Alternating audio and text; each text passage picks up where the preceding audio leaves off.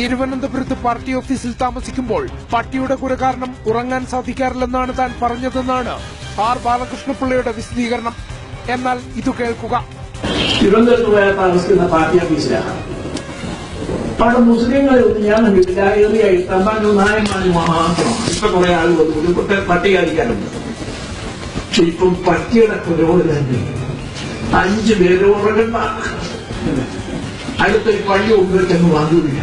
5 നേരവും പട്ടിയുടെ കുര പോലെ തന്നെയാണ് ബാങ്കെന്നാണ് ബാലകൃഷ്ണപിള്ള പറയുന്നത്. പ്രസംഗം വെട്ടിച്ചേർത്തതല്ലെന്ന് വ്യക്തം. ഫലത്തിൽ പ്രസംഗം വളച്ചൊടിച്ചെന്ന വാദം നിലനിൽക്കുന്നതല്ല. മുസ്ലിങ്ങളെയും പള്ളികളെയും അധിക്ഷേപിച്ച് തുടർന്നും നടത്തുന്ന പരാമർശങ്ങൾ ഇക്കാര്യം അടിവരയിടും. 10 മുസ്ലിങ്ങൾ എടുത്തെത്തിയാൽ ഒരു തെറ്റാകുന്ന ആദ്യം മേടിക്കുന്ന ഒരു മൈക്ക 3 കിലോമീറ്ററെങ്കിലും ചുറ്റോടും കേൾക്കാവുന്ന മൈക്ക്. എന്നാൽ ദീപാവലിക്ക് പടക്കം പൊട്ടിക്കാൻ അവർ പരാതി പറഞ്ഞു. പാളയത്തൊരു പള്ളി ഉണ്ടായിരുന്ന തിരുവനന്തപുരത്ത് പള്ളി എത്ര? പാളയത്തൊരു ക്രൈസ്തവ ദേവാലയം ഉണ്ടായിരുന്ന സ്ഥലത്ത് 100 കണക്കിന് പള്ളിയാണ്.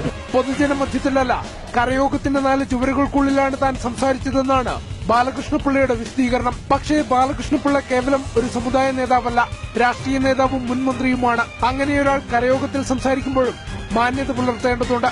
വൈരനിര്യാതന ബുദ്ധിയോടെ ചിലർ ഗൂഢാലോചന നടത്തിയെന്നും അതാരെന്നറിയാമെന്നുമാണ് അദ്ദേഹം പറയുന്നത്.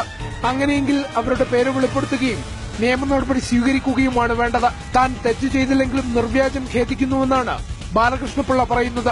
മതവികാരം വ്രണപ്പെടുത്തുന്ന പരാമർശം തന്നെയാണ് ഉണ്ടായിരിക്കുന്നത്. അത് ഗുരുതരമായ വീഴ്ചയാണ്. തെറ്റുപറ്റിയെന്നും ക്ഷമ ചോദിക്കുന്നുവെന്നുമാണ് കേരളീയ സമൂഹം ബാലകൃഷ്ണപിള്ളയിൽ നിന്ന് പ്രതീക്ഷിക്കുന്നത്.